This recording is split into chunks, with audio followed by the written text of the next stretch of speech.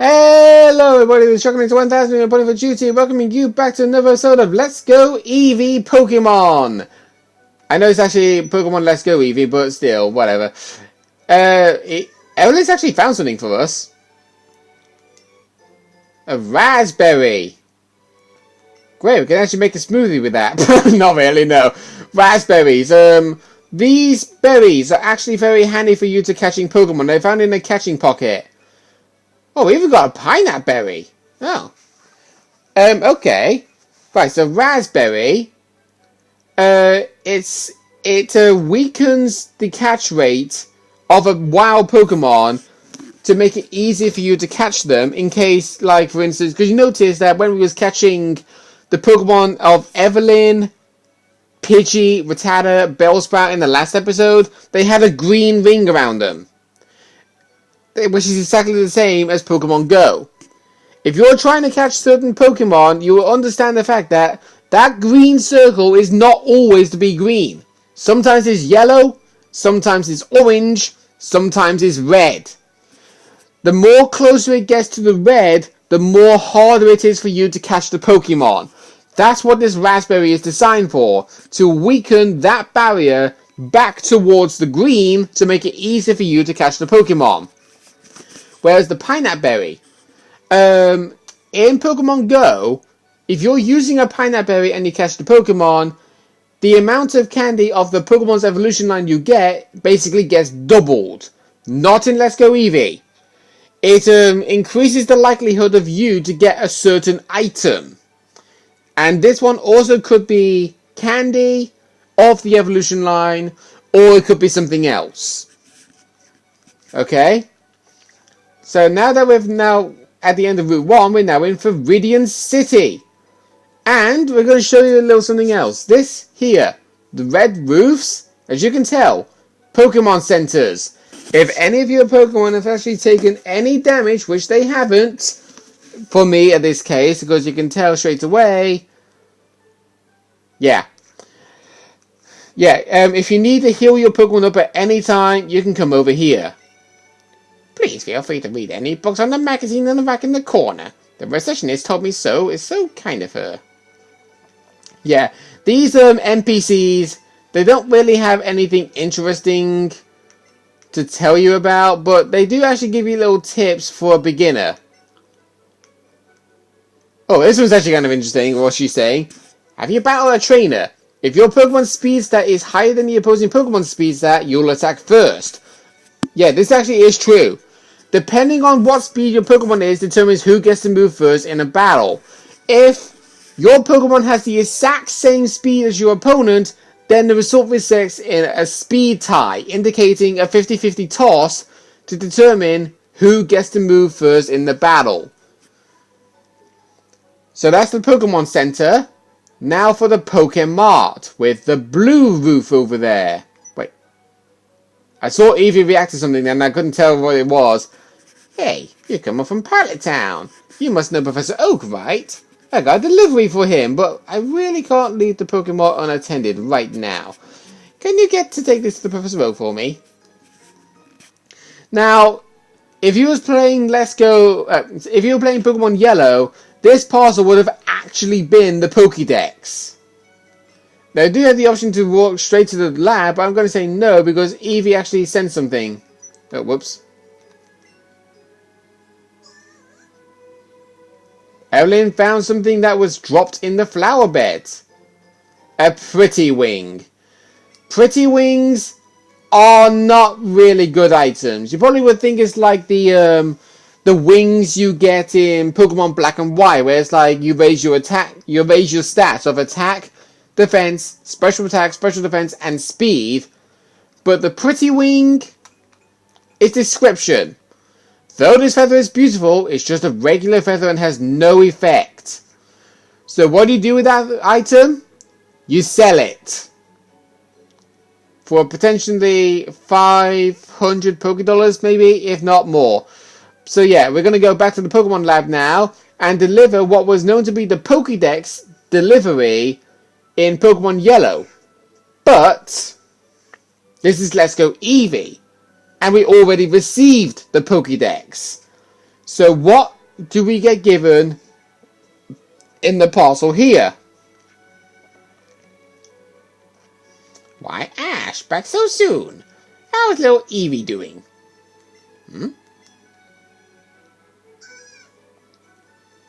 Yeah, Eevee's doing very well. It's so good, in fact, he wants to jump on our head. Oh, Eevee, you're so adorable. Goodness me, Eevee here seems to really come to you. I think you got what it takes to become a great Pokemon trainer. What's that? You have something for me. Oh, so my order arrived. Thank you for bringing it to me. Is that my picture? Yeah, it sure is. Right, now I have Hugh here. Fine timing. Because you just delivered some very handy items. Yeah, go figure. Raspberries. The one berry that Eevee actually found at the start of the episode. Great, I've been starving. I'll stop you right there, son. Those berries are for Pokemon to eat, not you. When you want to catch a Pokemon, try throwing one of those at the target before you take a Pokeball in hand. You'll find that wild Pokemon will be so happy to have a berry to nibble on that it will become much easier for you to catch. That was close. I nearly swallowed one of them right up myself. Oh dear, Huey, when will you ever learn? Alright. So now that we've done that, let's just leave the lab and... Oh! Wait up! Come on, Ash. You do know you can do more with Pokemon than just catch them, right? If you're a trainer, you can have Pokemon battles with other trainers too. I'll show you exactly what I mean. It's battle time! Yeah, first definition of a Pokemon trainer battle, which we would have actually shown in episode 1, but because I got held up with the whole scenario with the cutscenes, I just lost track of it. So there we go, there's Pikachu. Actually, if you should really bring up a bio with this, but whatever starter Pokemon, because this is to be the case, right? If you were doing Let's Go Pikachu, Huey here would have Eevee as his starter Pokemon. If you were doing the game I'm doing, his starter Pokemon would be Pikachu. They will always have the moveset that whatever Huey starter Pokemon has will be the exact same. Yeah, alright. It's like, I'm kind of talking too fast, so I'm kind of losing track of what I'm saying here. So whatever starter Pokemon you get, you will see a certain moveset that they will have. Huey, when he chooses his Pokemon, the starter moveset that his partner with Pokemon will have will be exactly the same as whatever Pokemon that you would be given. So for Pikachu's case, it would have Tail Whip, Thunder Shock, I think Tackle and Quick Attack. I think. Actually, no, sorry, it's not. It's Quick Attack, Growl, Tail Whip, and Thunder Shock. That's it.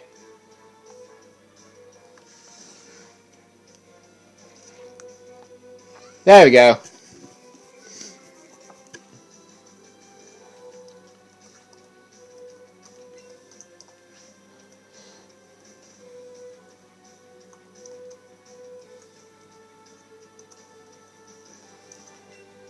Right, do one more quick attack for good measure, and then we should be good.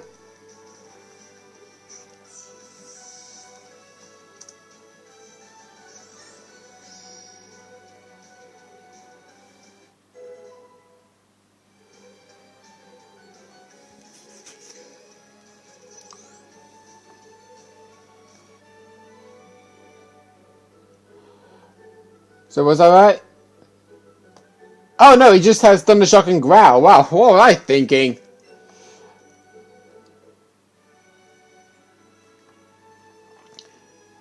Okay.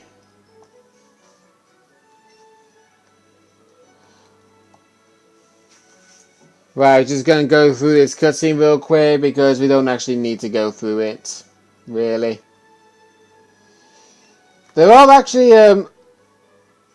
actually, there is something I do want to talk about real quick, based on all these Pokemon games we're going to be doing of the Kanto region throughout to the Alola region. Because you do know in Pokemon games like this, you actually get to battle gyms, alright?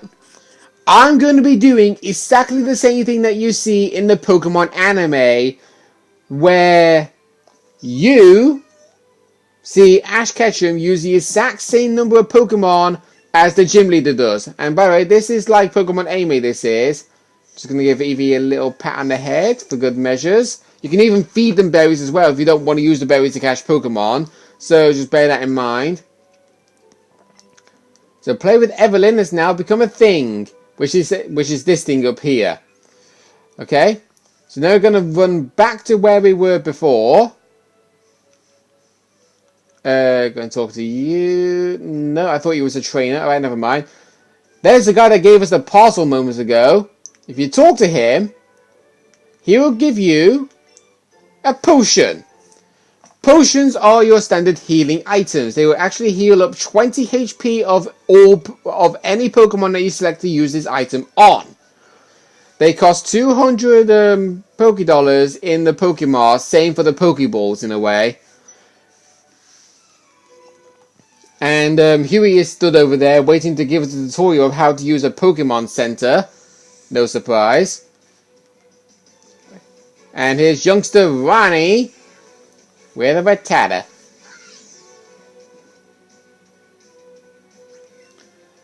Okay, we'll just do a standard tackle.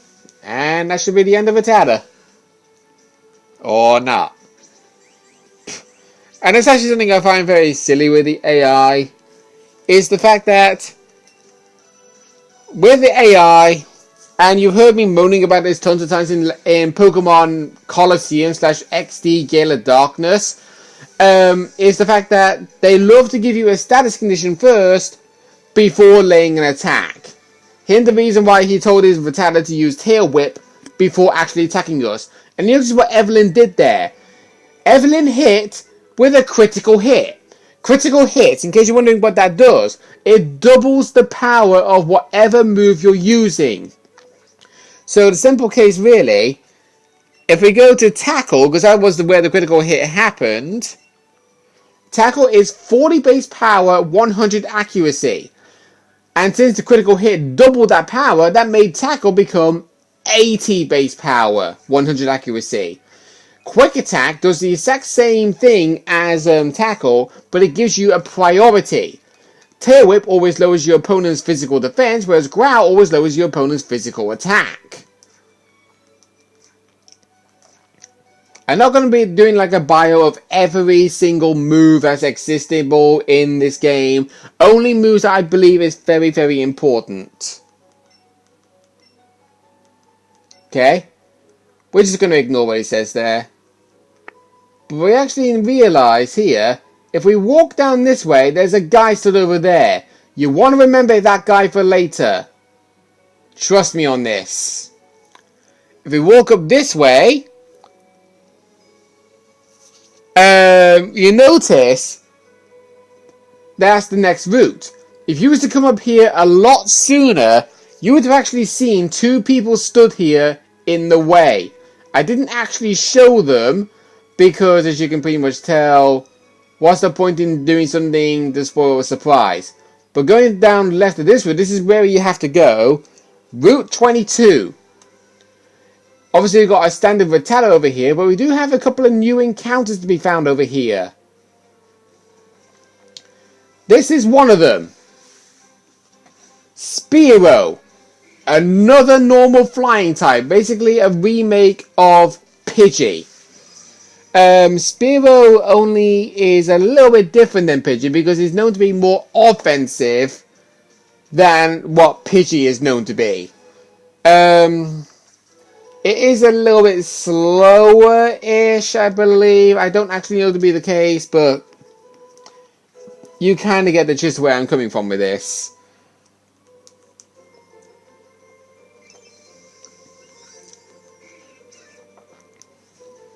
So yeah, I'm not really going to be going over too much of the whole catching Pokemon business, but there are two more Pokemon that we can get here.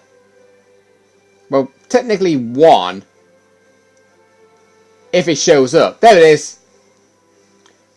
This Pokemon is Nidoran. If it's a purple Nidoran, it's known to be male Nidoran. Male Nidorans have a weird way of evolving, in a way, because their evolution of the male kind is different compared to the female kind. Because the male one is known to be that colour, which is the purpley poisonous colour, where the other one is a light blue. And yes, I did actually give away their typing. They are poison types. Very early poison type to be found in the game. You can actually find both the male and the female form here. And by the way, I'm going to go into my bag real quick. And I'm going to like remove from party Spearow and Nidoran, since I don't really need to have them on my team. Right. There's the female Nidoran.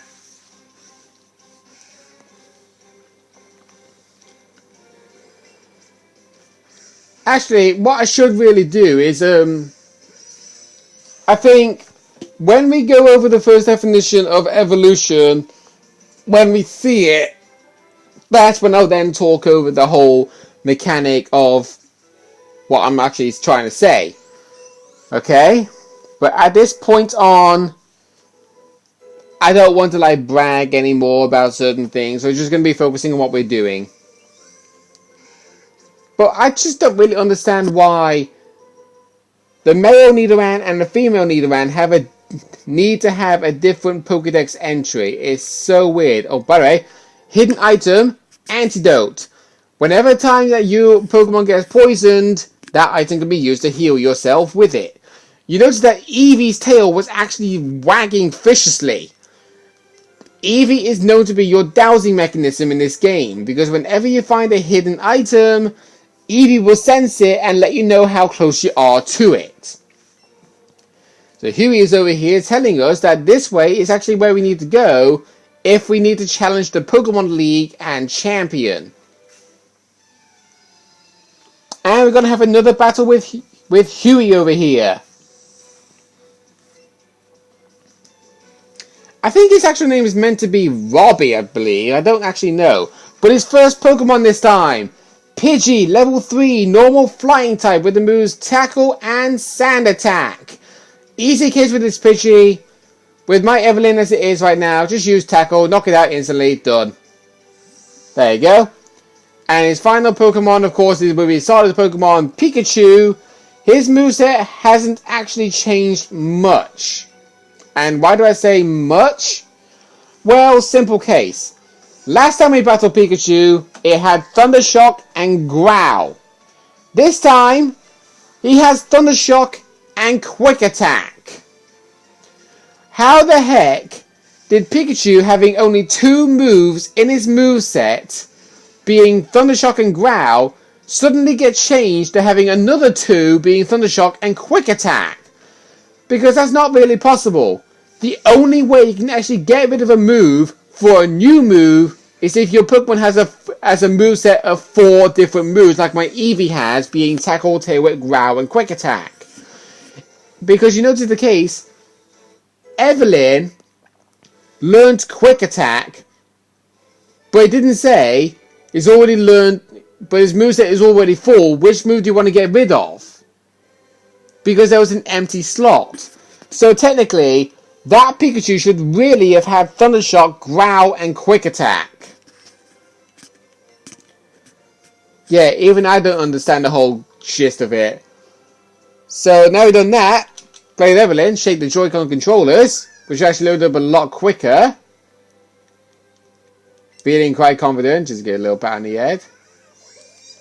There you go. Well done, Evelyn.